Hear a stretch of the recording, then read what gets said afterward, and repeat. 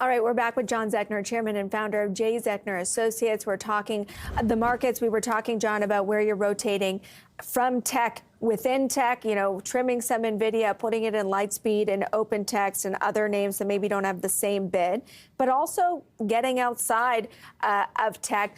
Where are you looking? Because we're in a situation now, and we've talked in the past about, you dipping your toe into dividend yielding sectors like telecoms, but bond yields are going back up. Is that changing things for you?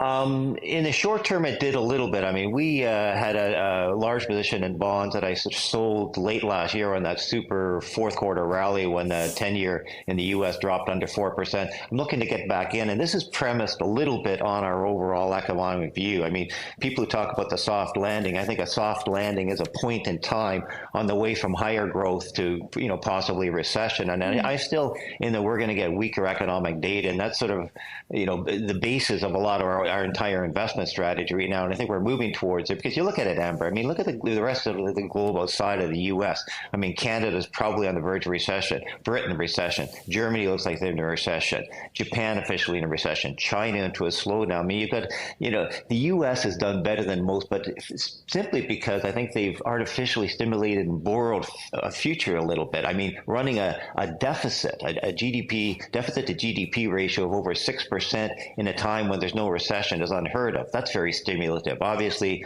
what the pandemic savings has fueled a lot of consumer spending, but that has almost been cut in half, the savings rate. So I think this will end. The economy will slow down. So long-winded explanation. I'm looking to get back into the bond market at a point, the U.S. bonds. I'm just waiting for the yields to maybe hit 4.5. On the yield side, yeah, I still like the telecom stocks. I still like the utility pipelines areas because I think they will, again, when interest rates peak and start to come down, they will benefit. The one new area we started looking at is the financials. I think the Canadian financials, I think we're very close to seeing the worst data over the next couple of quarters, and then you get a bottoming. Valuations are low, the yield is still relatively high, and there's a point where you get all the bad news in, and a classic example of that was yesterday when you saw a move in a stock like Nutrien, which everyone hates, the stocks that acted really poorly. The quarter was not particularly good, the guidance was taken down, and yet the stock was up 7% on the day. Why?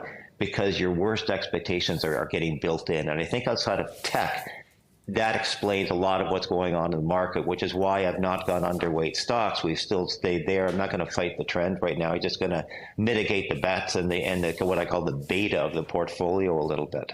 Nutrien did catch a downgrade today from J.P. Morgan on that profit outlook concern.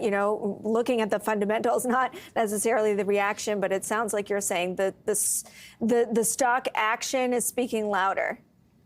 Absolutely. When stocks stop dropping on bad news, it's usually time to buy. And when they stop going up on good news, it's the opposite. And these are, things I've done for like 40 plus years in this business, and they generally seem to work. And that's what I'm seeing in a lot of these cyclical sectors. And it wouldn't surprise me, the banks in the next couple of quarters, if, the earnings aren't great, the outlook isn't that great, and yet the stocks don't drop because a lot of that bad news is already reflected. So I'm looking to sort of edge back into the Canadian bank stocks for Let's talk right about now. that. Because when you mentioned financials, the insurance stocks have done just fine. They've been outperforming, and it's the banks that have lagged. And earlier this week, there was a note, I think it's from Manny Grauman at Scotia, who said, it was the first analyst I saw that maybe said, maybe is it time to cage the bear? Maybe, to your point, everything really is priced in, and these stocks could start to outperform. They're going to start to report next week. Are there certain names that you're looking at, or is it kind of just the sector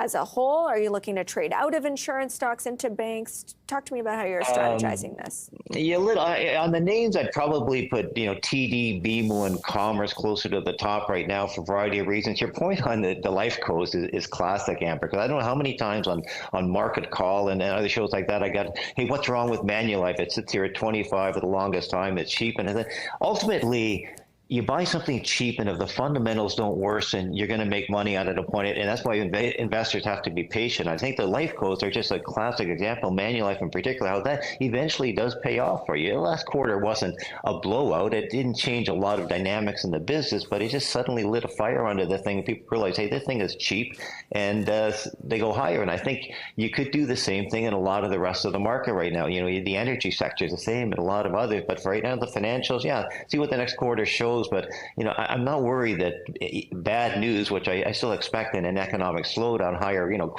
credit problems and other things aren't going to necessarily drop these stocks from here. And I certainly don't see anyone cutting dividends or anything like that. Do you think we'll still get the same kind of dividend growth, though?